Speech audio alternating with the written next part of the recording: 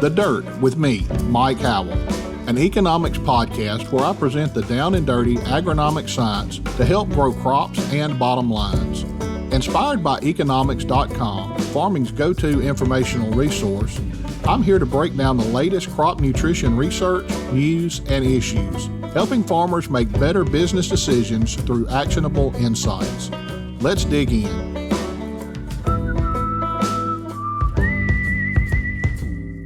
Well, hello again, everyone. Welcome back to The Dirt. You know, this is the middle of the summer. It's July 21st as we're recording this episode, and I don't know about where y'all are, but it is awful hot down in the South. I know a lot of people are experiencing a lot of dry weather these days. Right here where I am, we're not getting that dry weather, though. We're getting temperatures in the mid-90s, and we've got high humidity to go along with that. Fortunately for us, we've been getting these rains just about every afternoon. In fact, I've been trying to cut hay for a month now, and I can't get my hay cut because it keeps raining every day. So here to talk with us a little bit more about that is Eric Snodgrass with Nutrien Ag Solutions. Eric is actually traveling this morning. He's going from one of his many destinations to the next, and we're trying to catch him in between. We wanted to go ahead and get Eric on and see what he could tell us about the weather. Eric, how are you this morning? Well, I'm glad we didn't reschedule this because talking today is probably the most important for us, given some of the recent changes that have been going on that are going to help some of those really, really drought-parched areas. But honestly, for where you are, I still think we're going to keep some of those storms on. So I think you're going to see those tight windows for getting that cutting of hay done. And some of those untimely rains might hit you when that's kind of sitting in those windrows. Yeah, we've been trying. We watch the weather. We get a 50% chance of rain every afternoon, and we decided it's better to leave it standing than to cut it and let it get rained on every day. So you just don't know what to do. I completely agree. But listen, this is the great thing about this upcoming forecast. It's been shifting around all week, giving us better and better ideas on where it's going to go. And this is what we've seen change lately. Now, throughout all of April, May, June, and the beginning of July, we saw in the Pacific Ocean, in the Gulf of Alaska, a deep trough of low pressure. So what that did was that sent the jet stream right into the Pacific Northwest and through the Canadian Prairie, and it avoided much of the Mid-South early, and then it slid over the last 10 days over the Southern Plains into the Four Corners states. That's where the ridge has been. It's been extremely hot. Some places down there have spent over 100 hours just in the month of July with their heat index values over 100 degrees Fahrenheit. That's been in the lower Mississippi River Valley, the western parts of the Mid-South, getting into the Southern Plains. Now, they're still hot. It's going to stay hot for the next few days through the weekend, not cooling them down. But the changes that are happening, that are going on in the North Pacific Ocean, are going to start to draw more of that heat into the western United States. And if it gets drawn west, we tend to get more frequent fronts that slide through the Midwest, hitting the Corn Belt, slide through the Mid-South, getting toward the Cotton Belt, delivering some very timely rain over some drought-stricken areas. And when I say drought-stricken, it's the driest in parts of Oklahoma, Arkansas, Missouri, Texas, and Kansas. Some climate reporting districts in those states are having their driest last 40 days going all the way back to 1893. So to see this shift in the pattern, if you can hear a little excitement in my voice, I've been so desperate to be able to see that change around. And that's going to just bring in some moisture. Now, it doesn't cure the longer term problem, but it brings in some relief. And that's what we're looking out for over the next 10 to 15 days. Eric, it sounds like the possibility of that rain in the Midwest could be huge. I remember my grandparents talking about $1 million rain, and they would get that rain at just the right time to make that crop. And this could be a rainfall event that could be in the billions of dollars if it hits the Corn Belt at just the right time. It does. We've been kind of keeping an eye on and a mind about what we think this potential size of the U.S. corn crop is going to be. And due to a late plant and some early season drought stress, and that drought stress was in the eastern Corn Belt, it was in the western Corn Belt, it was throughout a lot of the Corn Belt. That drought stress peeled back what our original estimates were by about 4 bushel an acre for the national number. Just my own calculations here, I have a little model set up to do it. We're looking at about a 176.8 national yield. Well, now this is a big if these rains we're forecasting here do not materialize, I put in the model, if they don't, what it did was it pulled back yields another 3 bushel nationally. That would be huge, because what that would do to our stocks to use ratio, what that would do to our in-stock, it would just be the wrong number. We'd be too short on the supply side. But these rains, when included, keep that number steady rather than letting it decline. The damage that's been done for corn that's grown in Oklahoma and in Texas and in the lower Mississippi River Valley and in Kansas, that damage is done. We're not going to undo that. But reviving the Midwest crop with a good rain, especially after Western Iowa's deep into the 90s right now. We have 100-degree heat in St. Louis. We need this rain to come in late this weekend and then into next week. It's going to save a crop if it materializes. And I got my fingers crossed that the forecast models have it right. Well, we're definitely hoping for that. Last time we visited, you warned us about this extreme drought or the probability of this drought. It looks like that did materialize, but hopefully there's a break in it coming soon. So you mentioned that the jet stream had shifted and that was going to move those high temperatures further west. What about when we get into the west of the Rockies? What are they looking like? Are they still having the severe droughts? Yeah, and it's because it's the middle of the dry season. So while the Pacific Northwest is probably not going to be too negatively impacted by this heat. In other words, they were so far behind on accumulating heat units early in the season that these folks are probably happy to get some warmer weather in place. And it's only going to be about 5 to 10 degrees above normal.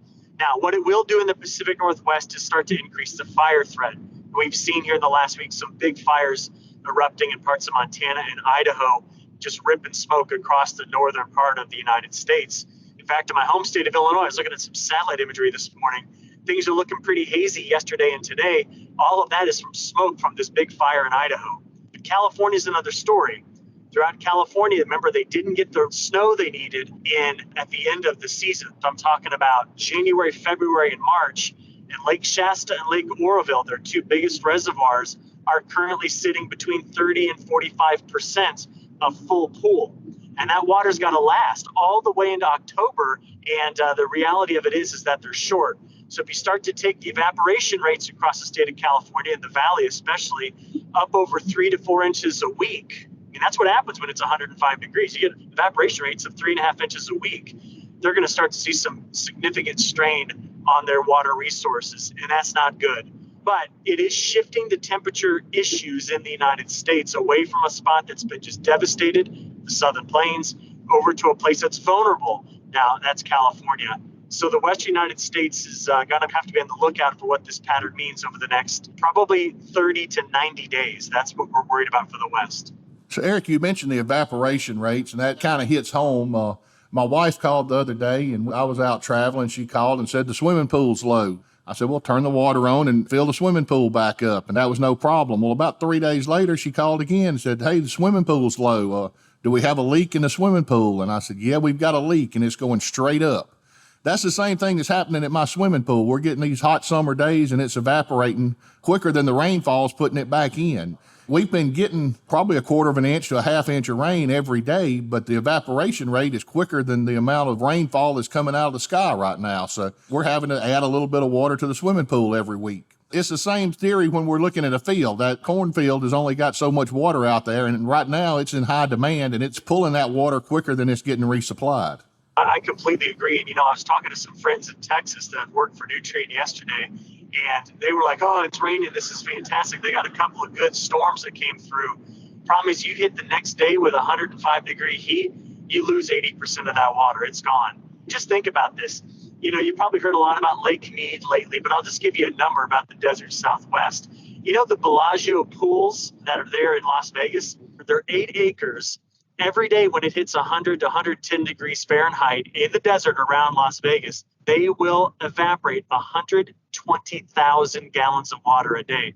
So these evaporation rates are no joke at all.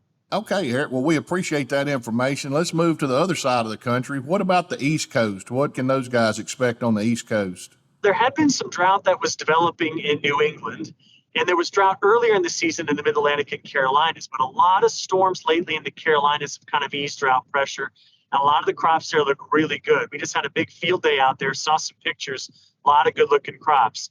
Better rains are coming toward New England as well. I got to head up to New York at the end of August to talk to some corn growers up there, and I have a feeling when I get back, those folks out of New York and Pennsylvania, they're going to be looking at much better conditions than they had seen earlier this season.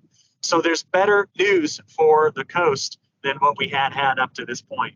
Well, that's great news. I've got a lot of friends up and down the East Coast, and I've been hearing about how dry it was early in the year, and I'm glad they're finally getting some relief from that. Hope we can get a good crop in for those guys this year. So let's switch gears a little bit and talk about some other parts of the world. I see every day about the drought situation going on in Europe and the extreme heat over there. What can you tell us about Europe? Well, just like the southern plains of the United States, they've had multiple heat waves this summer. They've hit everything from Spain to France, Germany, and even parts of Ukraine. And that Ukrainian crop is already fragile due to the conflict there.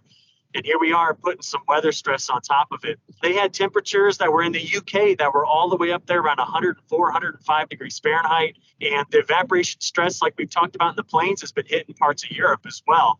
So this is what La Nina does. It can really rob the momentum of the jet stream and put the middle part of the United States and the middle part of Europe at the same time under drought heat stress. That just sets up this perfect storm that everybody's been talking about. The bad weather conditions in the major growing regions of the world, it just continues to hamper this supply and demand situation that we've got going on. It's going to keep supply really tight, it sounds like, for the foreseeable future anyway.